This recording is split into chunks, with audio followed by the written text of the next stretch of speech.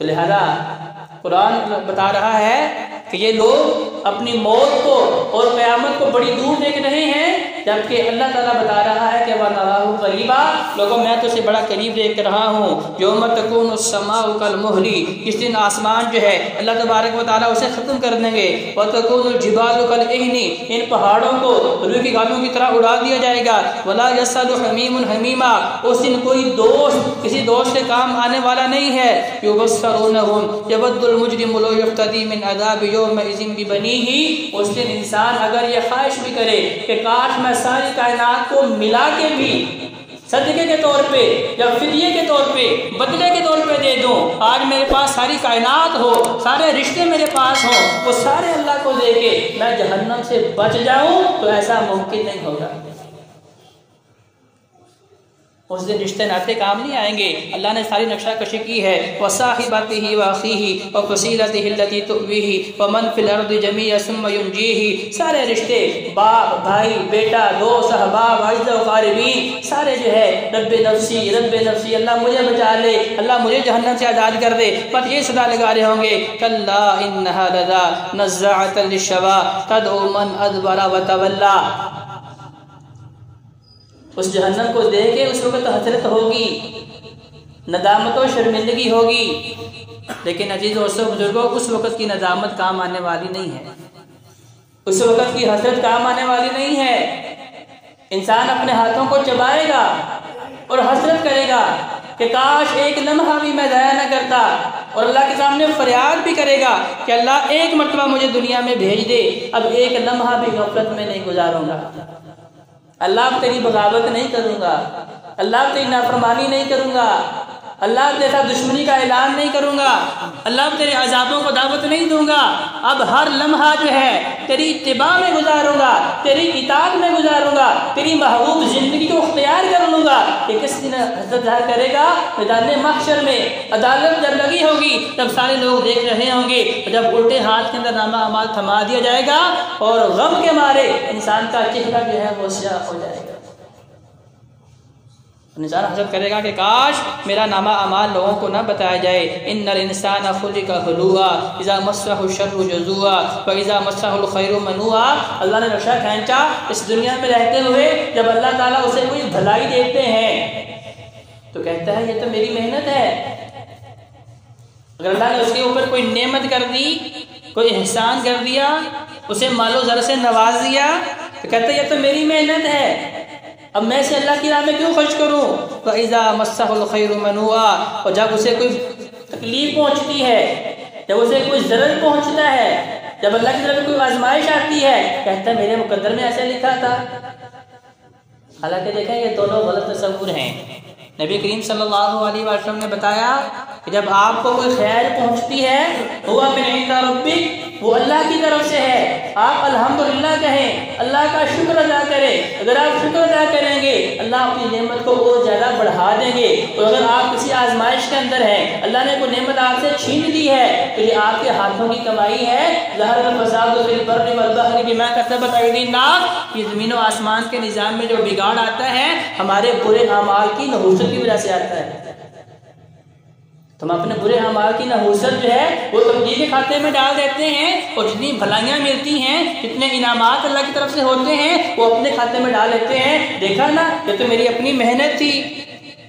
الا المصلین الذین هم عن صلاتهم دائمون، اب اللہ تعالیٰ بتا رہے ہیں کہ اللہ کی جہنم سے بچیں گے کون، اس دن کی ندامت و شرمندگی سے بچیں گے کون سے لوگ ہیں جنہیں اس دن کوئی خوف و خطر نہیں ہوگا، پریشان نہیں ہوں گے۔ لا خوف علیہم ولا هم یحزنون، کون ہیں؟ فرمایا الا المصلین، صرف نمازیں پڑھنے والے۔ سب سے پہلے ذکر کس چیز کا کیا؟ نماز کا، جس کی آج ہمیں رتی برابر بھی فکر نہیں ہے۔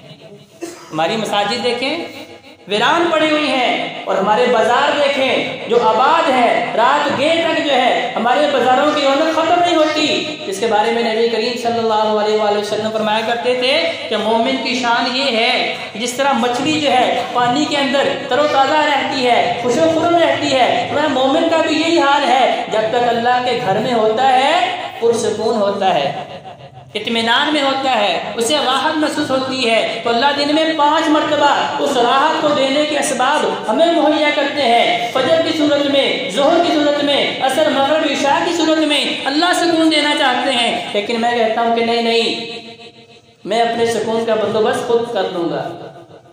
وہ بازار جن کے بارے میں نبی کریم صلی اللہ علیہ وسلم کہتے ہیں کہ روئے زمین پہ سب سے بری جگہ بازار ہے، کیونکہ وہ شیطان کی آماج گاہیں ہیں۔ انسان رحمت الہی سے دور ہوتا ہے، وہاں لوگ جھوٹ بولتے ہیں، بددیانتی کرتے ہیں، خیانتیں کرتے ہیں، لوگوں کو دھوکہ دیتے ہیں، اس لیے وہاں شیطانی اثرات زیادہ ہوتے ہیں، وہاں نحوست زیادہ ہوتی ہے۔ تو ہمارا زیادہ وقت کہاں گزرتا ہے؟ بازاروں میں۔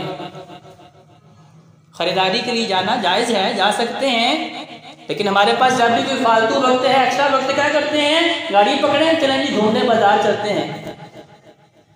صحابہ کے پاس جب ایکسٹرا وقت ہوتا تھا وہ مسجد نبوی میں آتے تھے، انہیں پتا تھا کہ بے قرار دلوں کو سکون یہاں ملنا ہے، بے چین روح، تڑپتی روح کو قرار یہاں سے ملنا ہے، سارے مسائل کا حل یہاں سے ملنا ہے۔ یہی وہ جگہ ہے جہاں اللہ تبارک کی طرف سے جو ہے سکینت نازل ہوتی ہے، رحمت نازل ہوتی ہے، برکات کا نزول ہوتا ہے۔ تو اللہ بتا رہے ہیں کہ اِلَّا الْمُصَلِّينَ، یہ ساری پریشانیوں کا حل، دنیاوی پریشانیاں بھی، قبر کی پریشانیاں بھی، حشر کی پریشانیاں بھی، ان سب پریشانیوں سے بچیں گے کون؟ پہلے وہ لوگ اِلَّا الْمُصَلِّينَ الَّذِينَ هُمْ عَلَىٰ صَلَاتِهِمْ دَائِمُونَ، پکے سچے نمازی، دائمون، جو ہمیشہ پڑھنے والے ہیں۔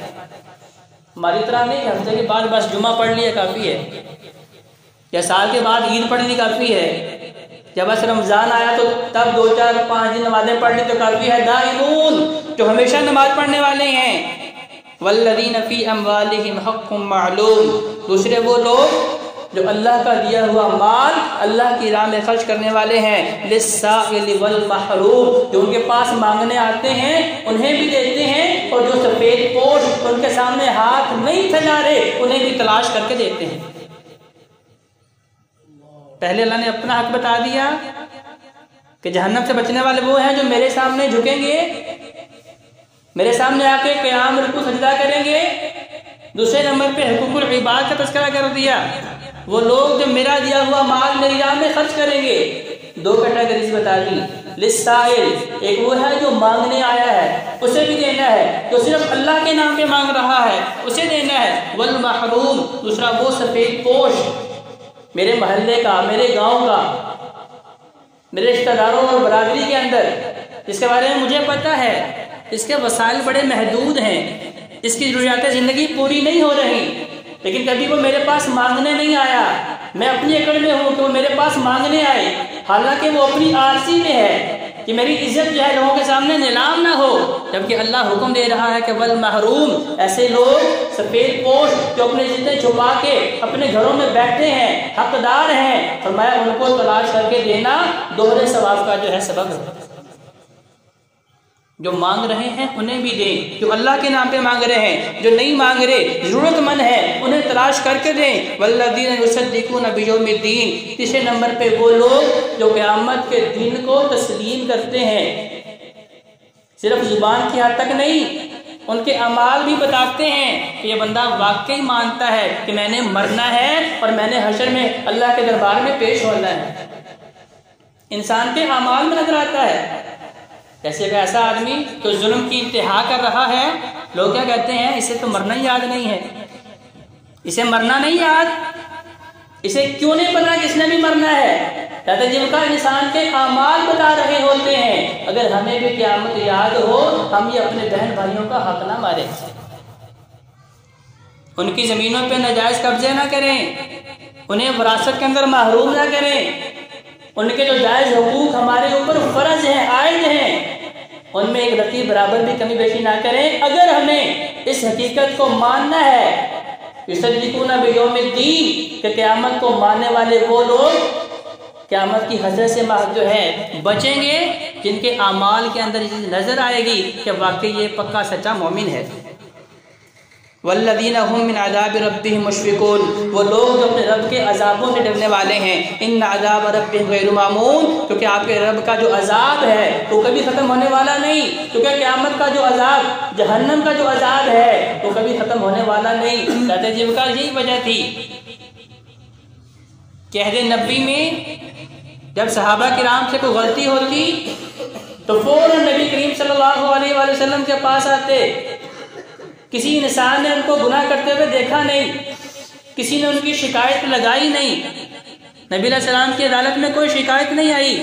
گناہگار اپنا ضمیر لے کے خود نبی کریم صلی اللہ علیہ وآلہ وسلم کے سامنے پیش ہوا ہے اور کہتا کیا ہے، یا رسول اللہ مجھے میرے اس گناہ سے پاک کر دیجئے، میرا یہ گناہ مجھے سونے نہیں دیتا، کیونکہ مجھے پتا ہے کہ میرے اس گناہ کی سزا جو ہے بڑی تکلیف دہ ہے. دنیا میں اگر مل گئی اس کا مطلب کہ جو جہنم کا عذاب ہم فیہا خالدون جو اللہ نے بتایا کہ اس میں انسان ہمیشہ جلتا رہے گا، وہ عذاب غیر معمول جو کبھی ختم ہونے والا نہیں. یا رسول اللہ دنیا کا عذاب قیامت کے عذاب کے مقابلے میں ہلکا ہے، مجھے عذاب دے کے میرے اس گناہ سے بری کر دیجیے.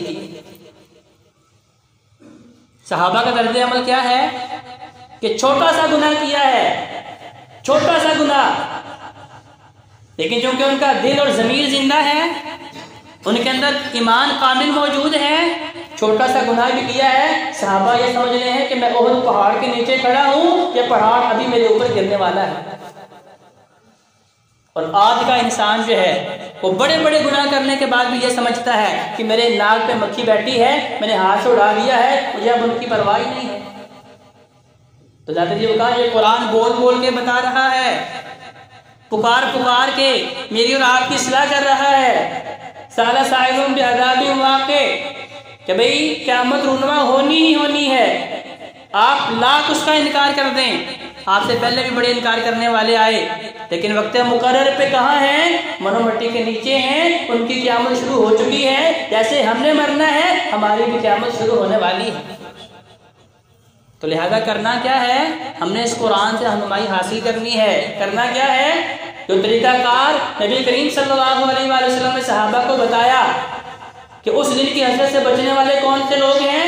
پہلے نمبر پہ وہ جو پکے سچے نمازی ہیں، دوسرے نمبر پہ وہ جو غرباء و مساکین کا خیال رکھنے والے ہیں، اپنا مال ان کے اوپر خرچ کرنے والے ہیں، پھر وہ جو قیامت سے ڈرنے والے ہیں، پھر وہ جو قیامت کی تصدیق کرنے والے ہیں، اور وہ جن کا ایمان جن کا دل جو ہے کھرا ہے، وہ سارے کے سارے اعمال صرف رب کی رضا کے لیے کرنے والے ہیں. ان کا عمل چھوٹا ہے یا بڑا ہماری طرح نہیں ہے. اگر 10 روپے بھی دینے ہیں، پہلے اس کی تصویریں بنانی ہیں، سوشل میڈیا پہ اپلوڈ کرنا ہے، لوگوں کو 50 60 100 لوگوں کو بتانا ہے کہ بھی میں نے 10 روپے اللہ کی راہ میں خرچ کرنے ہیں. نبی کریم صلی اللہ علیہ وآلہ وسلم سب سے بڑے سخی، سب سے بڑے فیاض تھے. تو عقل صاحب کا طرز عمل کیا ہے کہ دایاں ہاتھ خرچ کرتا ہے، بائیں ہاتھ کو پتہ بھی نہیں چلتا کہ ابھی کیا خرچ کیا گیا ہے. تو لہذا یہ صدقہ جو ہے اللہ کی راہ میں خرچ کرنا جو ہے، ایک وہ جو مانگنے آ رہے ہیں ان کو بھی دینا ہے، ایک وہ جو مانگ نہیں رہے لیکن مجھے پتا ہے کہ یہ آدمی ضرورت مند ہے، اس تک بھی جو ہے مال پہنچانا میرے اوپر لازم ہے. تو لہذا یہ ساری چیزوں کو اگر ہم اپنے سامنے رکھیں گے، ان کے مطابق زندگی بسر کریں گے، تو پھر ہماری یہ زندگی بھی پرسکون ہوگی، قبر والی بھی پرسکون ہوگی اور حشر والی بھی پرسکون ہوگی. اللہ تبارک و تعالیٰ سے دعا ہے کہ اللہ ہمیں صحیح معنوں میں قرآن اور نبی علیہ السلام کے فرمان کو پڑھنے کی، سمجھنے کی اور عمل کرنے کی توفیق عطا فرمائے. اقول قولی ھذا استغفر اللہ لی و لکم ولسائر المسلمین.